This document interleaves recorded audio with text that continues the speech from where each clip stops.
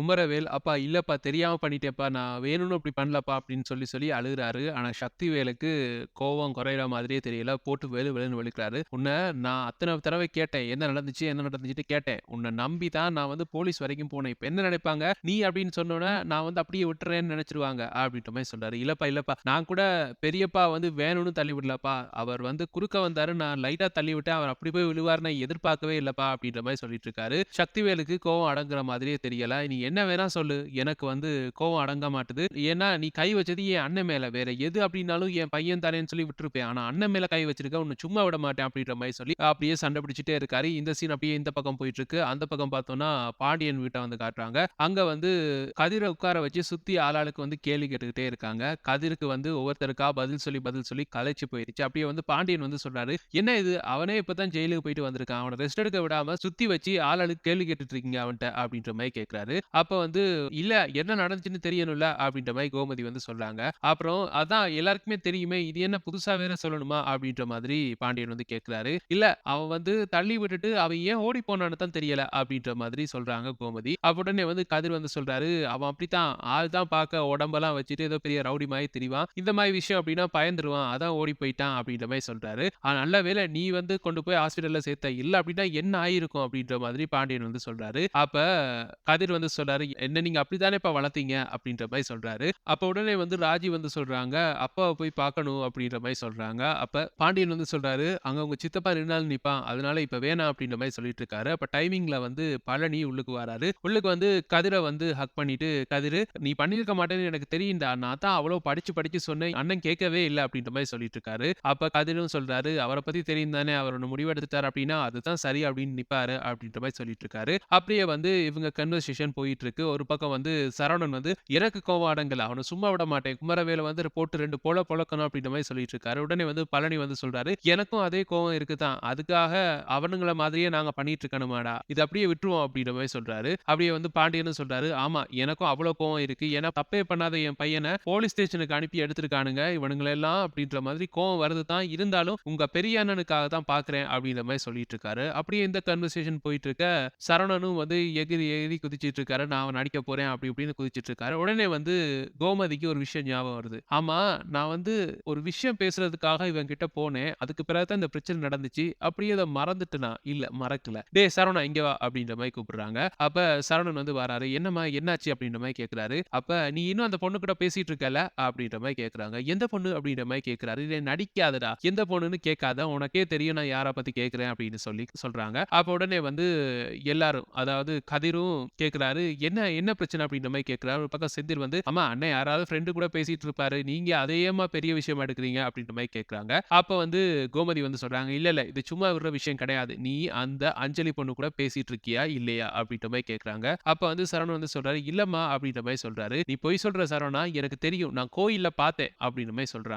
"இல்லையே நான் கோயிலுக்கு போலயே." அப்படின்ற மாரி சொல்றாரு. "டேய் உன்ன கோயில்ல பார்த்து கதைக்க தான் வந்தேன். அதுக்கு பிறகு இந்த விஷயம் கேள்விப்பட்டோன தான் அப்படியே விட்டுட்டு அங்க ஓடி போயிட்டேன். இப்ப சொல்லு இன்னும் அந்த பொண்ணு கூட பேசிட்டு இருக்கியா? இல்லையா? ஏன் பேசுற? அப்படின்ற விளக்கத்த சொல்லு." அப்படின்ற மாரி கேட்கறாங்க. அப்ப வந்து சரவணன் வந்து அப்படியே திருதிருன்னு முழிக்கிறாரு. ஒரு பக்கம் வந்து பாண்டியன் கேட்கிறாரு, "அம்மா கேட்கறாங்கல்ல சொல்றா." அப்படின்ற மாரி சொல்றாரு. அப்ப வந்து சரவணன் வந்து சொல்றாரு, "இல்லப்பா ஃப்ரெண்ட்லியா தான் பேசிட்டு இருந்தேன்." அப்படின்ற மாரி சொல்றாரு. அப்ப உடனே வந்து கோமதி வந்து சொல்றாங்க, "ஃப்ரெண்ட்லியா பேசிட்டு இருக்கியா? நீ பண்றத அப்படி பார்க்க எனக்கு அப்படி தெரியலடா." அப்படின்ற மாரி சொல்றாங்க. "இல்லம்மா ஃப்ரெண்ட்லியா தான் பேசிட்டு இருக்கேன்." அப்படின்னு சொல்லி விடாப்புடியா வந்து சொல்லிட்டு இருக்காரு. ஆனா கோமதி வந்து கேட்கிற மாதிரியே தெரியல. திருப்பி திருப்பி "இல்ல, இல்ல." அப்படின்னு சொல்லி சொல்லிட்டு இருக்காங்க. இனிமே அந்த பொண்ணு கூட பேசாத, இனி பேசக்கூடாது அப்படின்ற மாதிரி கோவமா சொல்லிட்டு கிளம்பி போறாங்க. உடனே வந்து செந்தில் வந்து கதிர பார்த்து சொல்றாரு, "இப்பதான் ஒரு பிரச்சனை முடிஞ்சுன்னு நெனச்சேன். அடுத்த பிரச்சனைய கொண்டாந்துட்டாங்க. நம்ம வீட்ல எப்பயுமே பிரச்சனை போய்க்கிட்டே இருக்கும் போல இருக்கு." அப்படின்ற மாரி சொல்றாரு. ஒரு பக்கம் மீனா வந்து சொல்றாங்க, "இல்ல இத விடக்கூடாது. அவரு வந்து அந்த பொண்ணு கூட பேசிட்டு இருக்காரு. அது வந்து எனக்கும் சரியா படல." அப்படின்ற மாரி சொல்றாங்க.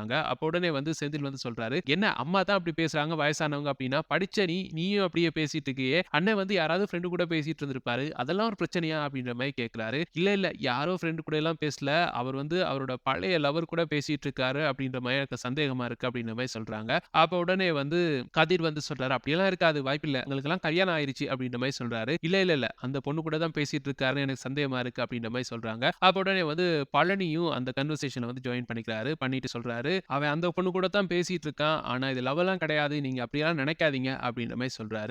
அப்ப வந்து அந்த பொண்ணுக்கு தான் கல்யாணம் ஆயிருச்சே. திருப்பி எப்படி அப்படின்னு கேட்டோனே, சரவணன் அங்க வராரு. வந்துட்டு "என்ன பத்தி தானே பேசிட்டு இருக்கீங்க?" அப்படின்ற மாதிரி கேட்கிறாரு. அப்போ உடனே வந்து செந்தில் வந்து சொல்றாரு, உன்னை பத்தி தான் பேசிட்டு இருக்கோம், இருந்தாலும் நான் உனக்கு தான் சப்போர்ட் பண்ணிட்டு இருக்கேன், இவங்க எல்லாரும் தான் உனக்கு எதிராக பேசிட்டு இருக்காங்க அப்படின்ற மாதிரி பிளேட்டை வந்து மாத்தி போடுறாரு. அப்போ உடனே வந்து சரவணன் வந்து சொல்றாரு, நீங்க எல்லாருமே வந்து ஒரு கெஸிங் பண்ணிருப்பீங்க, நான் உண்மையை சொல்றேன், எனக்கு இத்தனை நாள் வந்து மூடி மறைச்சிட்டு இருக்க விருப்பம் இல்ல, நான் சொல்றேன், யாராவது எனக்கு ஹெல்ப் பண்ணி அப்பா கூடயோ அம்மா கூடயோ பேசி என் விருப்பத்துக்கு சம்மதத்தை வாங்கி கொடுத்துட்டீங்கன்னா நல்லது அப்படின்ற மாதிரி சொல்றாரு. அப்போ உடனே வந்து செந்தில் வந்து சொல்றாரு, சொல்லுனே நான் பேசுறேன் அப்பா கிட்ட அப்படின்ற மாதிரி சொல்றாரு. உடனே வந்து கதிர் வந்து கேட்கிறாரு, ஆமா நீ பேசி அப்பா வந்து ஓகே சொல்லுவார், அப்படித்தானே நீ நினைக்கிற அப்படின்ற மாதிரி சொல்றாரு. இல்ல இல்ல நீ சொல்லு கேட்போம் அப்படின்ற மாதிரி செந்தில் வந்து சொல்றாரு. அப்ப வந்து சரவணன் வந்து சொல்றாரு, ஆமா நான் இதுக்கு முன்னாடி லவ் பண்ண அஞ்சலி, அந்த பொண்ணை தான் நான் இப்ப மறுபடி வந்து மீட் பண்ணி பேசிட்டு இருக்கேன், அந்த பொண்ணுக்கு தான் கல்யாணம் ஆயிருச்சு அப்படின்ற மாதிரி அந்த பக்கம் வந்து கதிர் வந்து கேட்கிறாரு. ஆமா கல்யாணம் ஆயிருச்சு தான், அதுக்கு பிறகு அது கல்யாணத்துல வந்து ஏதோ பிரச்சனை ஆகி அது டைவர்ஸ் ஆயிருச்சு, இப்ப வந்து அவளும் என்ன மாதிரி தான், அதாவது தனியா தான் இருக்கா, அதே மாதிரி நானும் தனியா தான் இருக்கேன், இப்ப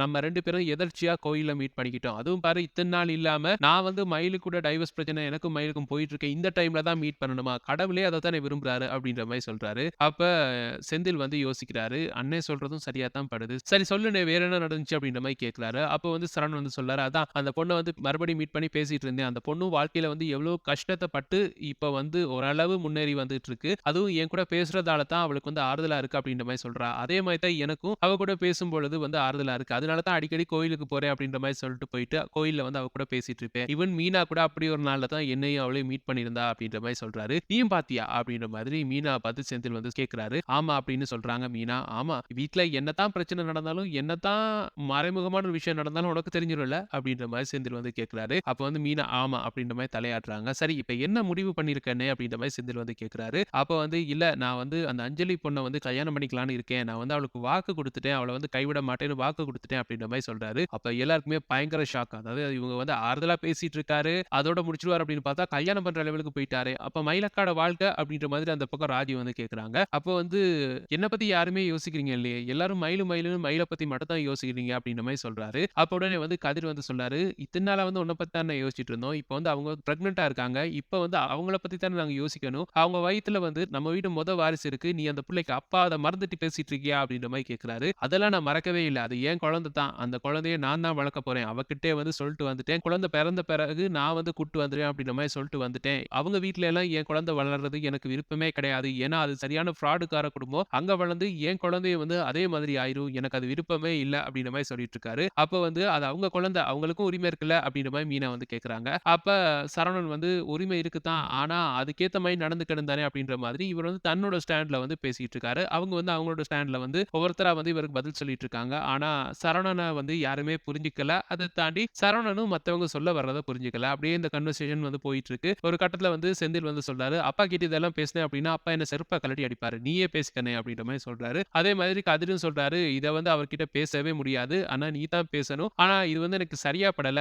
நீ வந்து அவங்களுக்கு ஹோப் கொடுக்க வேணாம், என்ன இருந்தாலும் நீ வந்து மயில் அண்ணி கூட தான் இருக்க வேண்டி வரும் அப்படின்ற மாதிரி சொல்லிட்டு இருக்காரு. அப்படியே இந்த கன்வர்சேஷன் போயிட்டு இருக்கு. அந்த பக்கம் பார்த்தோம்னா ஒரு பயங்கர சண்டை போயிட்டு இருக்கு குமரவேலுக்கும் சக்திவேலுக்கும். அப்ப வந்து குமரவேல் வந்து எக்ஸ்பிளைன் பண்ண பாக்குறாரு, அப்பா நீங்க வந்து அவசரப்படாதீங்க, கொஞ்சம் உட்காருங்க, நான் சொல்றத கேளுங்க அப்படின்ற மாதிரி முடிஞ்ச அளவு மேனிபுலேட் பண்ண பாக்குறாரு. ஆனா சக்திவேலால வந்து இவரு அவங்க அண்ணன் முத்துவேலை வந்து தள்ளி விட்டதை வந்து பொறுத்துக்கவே முடியல. ஸ்டில் வந்து கோவத்துல தான் இருக்காரு. கையில கிடைக்கிற எல்லாம் தூக்கி தூக்கி அடிக்கிறாரு. அவர் வந்து கேட்கிற மாதிரியே தெரியல, திருப்பி திருப்பி அடிச்சுக்கிட்டே இருக்காரு. ஒரு கட்டத்துல வந்து குமரவேலுக்கு வந்து கோவம் வந்துருச்சு. அவர் வந்து சொல்றாரு, நீங்க தானேப்பா சொத்தெல்லாம் பிரிஞ்சிடும் சொன்னீங்க, இப்ப வந்து கதிர் வந்து நம்ம வீட்டுக்குள்ள வந்துருவான் போல இருக்கு, சொத்தெல்லாம் பிரியத்தான் போகுது, இப்ப வந்து பார்த்தோம்னா நீங்க வந்து அவங்களுக்கு சப்போர்ட் பண்ணிட்டு இருக்கீங்க, நான் பண்ணது தப்பு அப்படின்னு நிக்கிறீங்க அப்படின்ற மாதிரி சொல்றாரு. என்ன இருந்தாலும் நீ பண்ணது தப்பு தான், நீ வந்து வேற எதுக்காகவாவது கதிரை வந்து பழி வாங்க போற அப்படின்னு சொல்லியிருந்தா கூட நான் விட்டுருப்பேன், ஆனா எங்க அண்ணனை வந்து தள்ளி விட்டுட்டு அவரை காப்பாத்தாம அவரை விட்டுட்டு ஓடி வந்துட்டு இங்க வந்து எனக்கு கதை சொல்லிட்டு இருக்க அப்படின்ற மாதிரி கேட்கிறாரு. இல்லப்பா இல்லப்பா நான் அது வேணும்னு பண்ணல, திருப்பி திருப்பி ஏன் அதையே பேசிட்டு இருக்கீங்க, நான் வேணும்னு தள்ளி விடவே இல்லை, சரி வேணும்னு தள்ளி விடல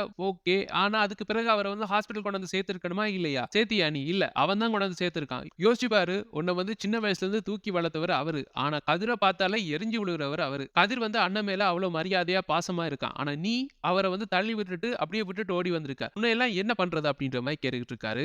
இவரும் முடிஞ்ச அளவு தன்னோட விஷயத்தை வந்து கன்வே பண்ண பாக்குறாரு, ஆனா அவருக்கு புரியவே மாட்டேங்குது, திருப்பி திருப்பி அடிக்கிறாரு. பின்னுக்கு கிணறு இருக்கிற வந்து கவனிக்கல, ரெண்டு பேருமே வந்து தள்ளு முள்ளு பட்டுட்டு இருக்காங்க. ஒரு கட்டத்துல வந்து சக்திவேல் அப்படியே கால் தவறி கிணத்துக்குள்ள விழ போறாரு. அப்ப உடனே வந்து குமரவேல் வந்து அப்படியே தாவி பிடிக்கிறாரு, அப்பா அப்படின்ற மாதிரி பிடிக்கிறாரு. அப்ப உடனே வந்து சக்திவேல் வந்து சொல்றாரு, என்னடா அண்ணனை தள்ளி விட்ட மாதிரி என்னையும் தள்ளி விட்ட அப்படின்ற மாதிரி சொல்றாரு. இல்லப்பா இல்லப்பா தவறுதலா தான் நடந்துச்சு, தூக்குறே வாங்க வாங்க அப்படின்ற மாதிரி அப்படியே வந்து கையை பிடிச்சு வரைக்கும் தூக்க ட்ரை பண்ணிட்டு இருக்காரு. அந்த டைம் பார்த்து இவங்கள வீட்ல காணல அப்படின்னு தேடிட்டு வந்து பழனி வந்து அந்த பக்கம், அதாவது அந்த வயல்வெளி பக்கம் வாராரு. இத பார்த்தோனே பயங்கர ஷாக் ஆகுது. என்ன பண்ணிட்டு இருக்க அப்படின்ற மாரி கிட்ட வாராரு குமரவேல் கிட்ட. பார்த்தா உள்ளுக்கு சக்திவேல் கிணத்துக்குள்ள விழுகுறது கண்டிஷன்ல இருக்காரு. "என்னடா பண்ணிட்டு இருக்க அண்ணனா?" அப்படின்ற மாதிரி "புடி புடி புடி" அப்படின்னு சொல்லி அவரும் கைய புடிச்சு அப்படியே வந்து சக்திவேல வந்து தூக்கி எடுக்குறாரு. எடுக்க "என்னடா பண்ணி வச்சிருக்க? என்ன நடந்துச்சு உனக்கு?" அப்படின்ற மாதிரி குமரவேல பார்த்து கேட்கிறாரு. "இல்ல சித்தப்பா, நான் வேணும்னு பண்ணல சித்தப்பா. அது வந்து தவறுதலா. இதே தான் அப்பவே சொன்னேன்" அப்படின்ற மாரி சொல்றாரு. இவன் போக்கே சரியில்லடா. இவன் வந்து மொரடனா இருந்தா சரி அப்படின்னு சொல்லி விட்டேன். இப்ப வந்து பார்த்தானா நம்ம வீட்டுக்கே வந்து கெட்ட பேர வாங்கி குடுத்துருவான் போல இருக்கு. கொலைகாரனா மாறிட்டு வரான். இவன வந்து இப்பவே போலீஸ்ல புடிச்சு குடுக்குறேன் பாரு அப்படின்ற மாரி சொல்றாரு. உடனே வந்து பழனி வந்து சொல்றாரு, "அவசரப்படாத அண்ணே" அப்படின்ற மாரி சொல்றாரு. "இல்ல, இல்ல இவன இப்படியே விட்டா சரி வராது. நேத்து இவன் பெரியப்பன போட்டு தள்ள பார்த்தான். இப்ப இவன் அப்பன என்ன போட்டு தள்ள பார்க்குறான். இவன இப்படியே விடக்கூடாது" அப்படின்ற மாரி சொல்லிட்டு இருக்காரு. "இரு இப்பவே ஃபோன் பண்றேன்" அப்படின்ற மாதிரி நேரா போலீஸ் ஸ்டேஷனுக்கு வந்து ஃபோன் பண்றாரு. அப்ப வந்து "இல்லப்பா, இல்லப்பா அவசரப்படாதீங்கப்பா. வேணாம்ப்பா, வேணாம்ப்பா" அப்படின்ற மாரி கால்ல விழுந்து கெஞ்சுறாரு குமரவேல். ஆனா சக்திவேல் வந்து கேட்கிற மாதிரியே தெரியல. கூடவே பழனிவேலும் வந்து சொல்றாரு, "அண்ணே, அண்ணே அவசரப்படாத அண்ணே, அவசரப்படாத" அப்படின்ற மாரி சொல்றாரு. "இல்லடா, இத வந்து இப்படியே விட முடியாது. இவன் வளர்ற விதமே சரியில்ல. இவன இப்பவே வந்து போலீஸுக்கு அனுப்பி முட்டி முட்டி தட்டி எடுத்தா தான் திருந்துவான் போல தெரியுது" அப்படின்ற மாரி சொல்லிட்டு இருக்காரு. அப்ப வந்து குமரவேல் வந்து சொல்றாரு, "அப்பப்பா வேணாம்பா, வேணாம்பா" அப்படின்ற மாரி கெஞ்சிட்டு இருக்காரு. ஆனா சக்திவேல் போலீஸுக்கு வந்து ஃபோன் பண்ணி சொல்லிட்டாரு. போலீஸ் வந்து லொகேஷனுக்கும் வந்துட்டாங்க. அப்ப வந்து என்னாச்சு அப்படின்ற மாரி கேட்க வராங்க. அப்ப வந்து போலீஸ் கிட்ட வந்து சொல்றாரு, "இவன அரெஸ்ட் பண்ணி உள்ள தள்ளுங்க. அன்னைக்கு எங்க அண்ணன தள்ளி விட்டு கொலை பண்ண பார்த்த மாதிரி இன்னைக்கு என்னையும் தள்ளி விட பார்க்கிறான். இவன் வந்து சரிப்பட்டு வராது. இவன தூக்கி உள்ள போட்டு 4 மிதி மிதிங்க. அப்பதான் திருந்துவான்" அப்படின்ற மாரி சொல்றாரு. "என்னங்க பெத்த புள்ளையவே" அப்படின்ற மாரி போலீஸ் வந்து சொல்றாங்க. "பெத்த புள்ளனாலும் தப்பு தப்பு தான்" அப்படின்ற மாதிரி ஏதோ தியாகி மாரிலாம் பேசிட்டு இருக்காரு சக்திவேல். அப்படியே போலீஸ் வந்து அரெஸ்ட் பண்ணி, அதாவது குமரவேல அரெஸ்ட் பண்ணி கூட்டிட்டு போறாங்க. அப்படியே வந்து இந்த எபிசோட் வந்து முடிக்கிறாங்க. இப்படித்தான் நாளைக்கு அது மட்டும் இல்லாம அப்கமிங் வீக் எபிசோட் நடக்கும் அப்படின்னு சொல்லி நாங்க பிரெடிக்ட் பண்ணியிருக்கோம். அது மட்டும் இல்லாம இந்த சீரியல் வந்து முடிய போகுதா அப்படின்ற ஒரு சந்தேகமும் எழுந்திருக்கு. ஏன்னா ரீசென்ட்டா வந்து இன்னொரு சீரியலுக்கான ப்ரோமோ போட்டிருந்தாங்க. அதுல பாண்டியன், அத தாண்டி கோமதி எல்லாம் இருக்காங்க. இத தாண்டி இன்னொரு 4, 5 கேரக்டர் எக்ஸ்ட்ராவா வந்து இன்ட்ரோடியூஸ் பண்றாங்க. ஒருவேள அந்த சீரியல் தொடங்குறதால இத முடிக்க போறாங்களா தெரியல. பட் இது முடியிற தருவாயில இருக்கிற மாரி தெரியல. பொறுத்து வந்து பார்க்கலாம். இந்த சீரியல் முடிய போதா இல்லையா அப்படின்னு சொல்லி. இதுதான் எங்களுடைய பிரெடிக்ஷன்ஸ். இந்த பிரெடிக்ஷன்ஸ் எப்படி இருக்கு அப்படின்னு சொல்லி உங்களுடைய கருத்துக்கள கீழ கமெண்ட்ஸ் வாயிலாக தெரிவிச்சுக்கோங்க. மேலும் பிரெடிக்ஷன்ஸ பெற்றுக்கொள்ள எங்க சேனல மறக்காம சப்ஸ்கிரைப் பண்ணி இணைந்திருங்க. Thank you.